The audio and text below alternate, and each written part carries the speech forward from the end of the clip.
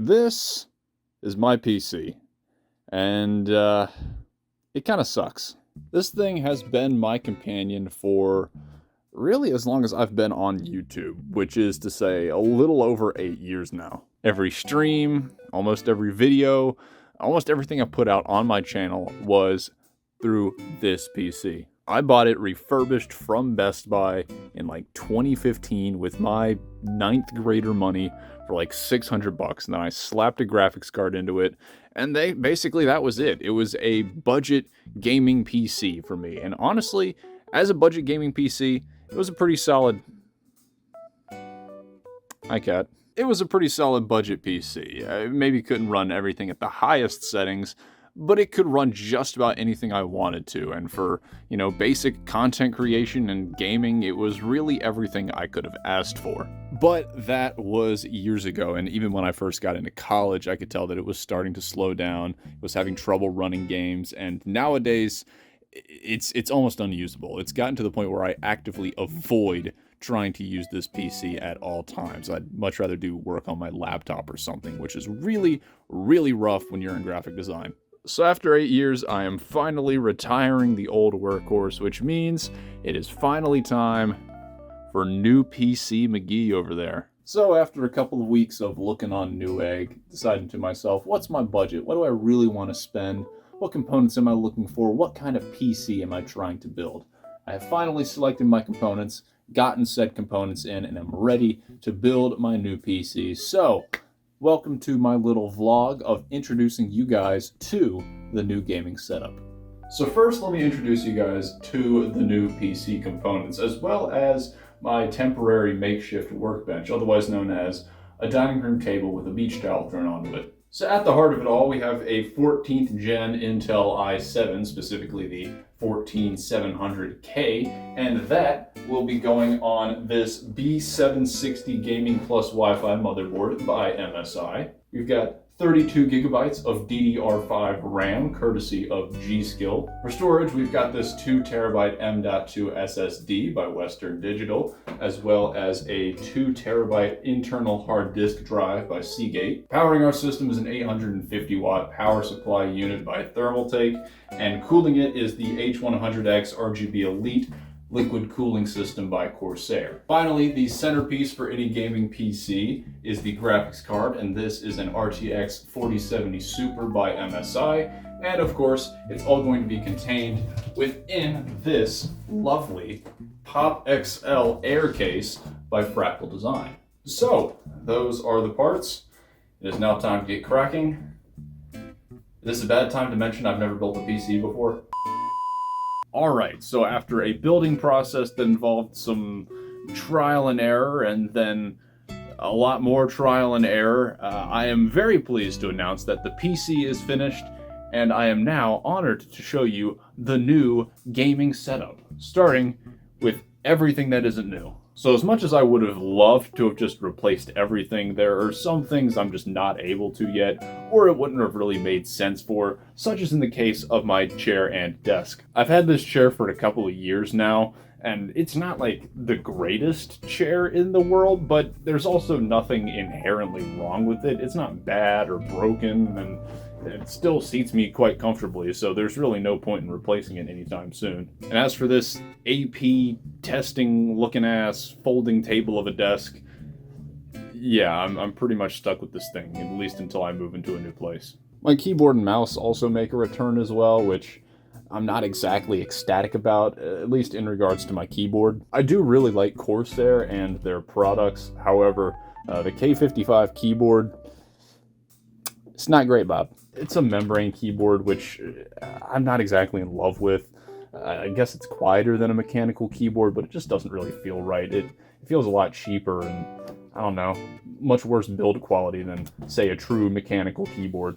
Hi, RGB is kind of janky. It doesn't really feel great. I'm looking to replace it kind of soon, so yeah, if you happen to have any mechanical keyboard recommendations, preferably 75% or bigger, feel free to hit me up in the comments. I do, however, really like the M65 Pro mouse. It's a slightly older model. It's a little on the heavier side, but I love the ergonomics. You can just absolutely palm this thing, and unlike a lot of other mice in this form factor, it doesn't really have a whole lot of extra edges or buttons, so it's not quite as tactically distracting. It's just a really solid mouse. I'm not planning on replacing this anytime soon. And lastly, we've got the Blue Yeti. I got this about 1.5 years ago, and I have been pretty content with it. It's not the craziest microphone out there, but for USB microphones, this is about as good of a value as you're going to get. I mean, anything cheaper than this just isn't going to sound quite as good, and anything more expensive, you might as well upgrade to an XLR at that point. Yes, I know you want attention. While I probably will upgrade to an XLR at some point, I've been pretty happy with the Blue Yeti so far. I'll probably stick with it for as long as I can and get a few more years use out of it.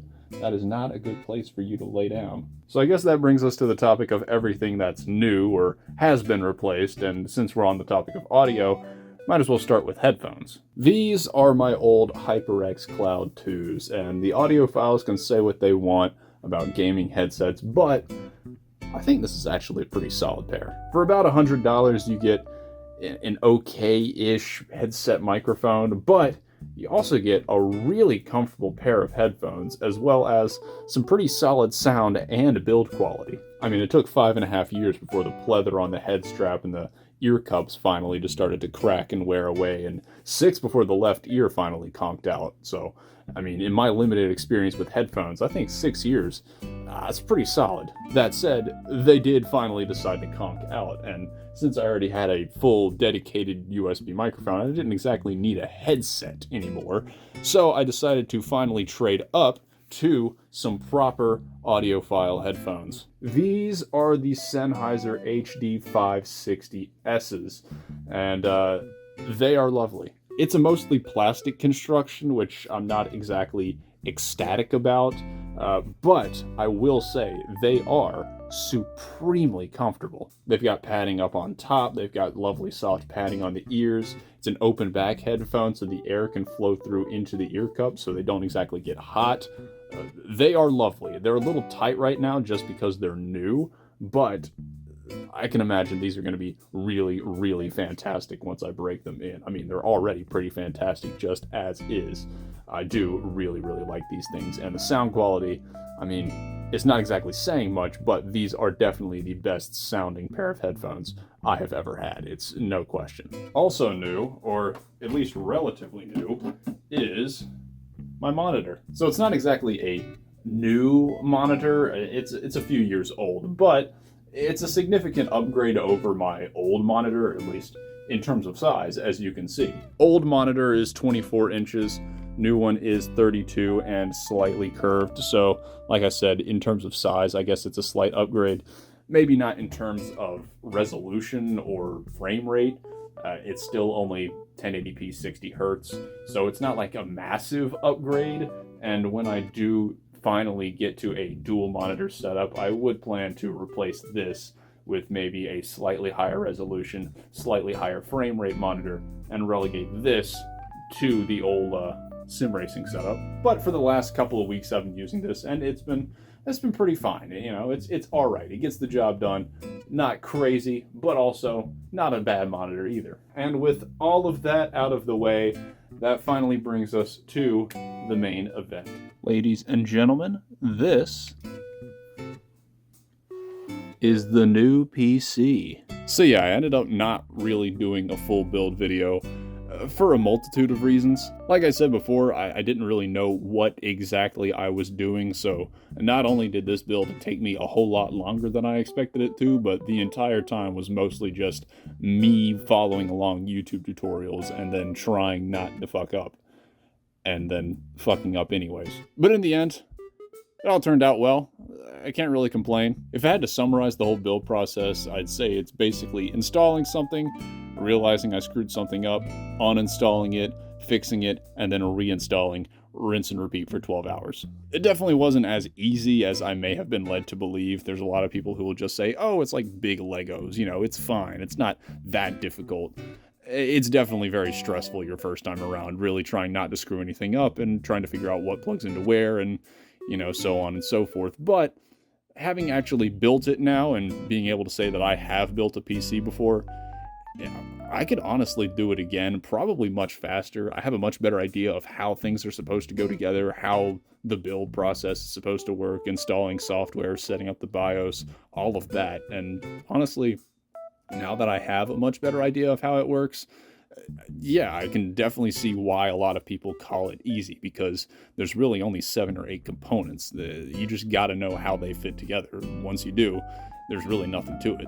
Yeah, it was a long, but it was a pretty enjoyable building process. I'm quite happy with how things turned out. I'm quite happy with my new computer.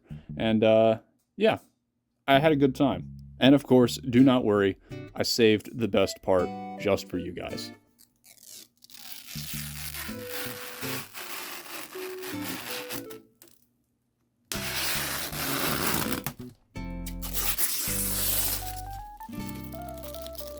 You're welcome.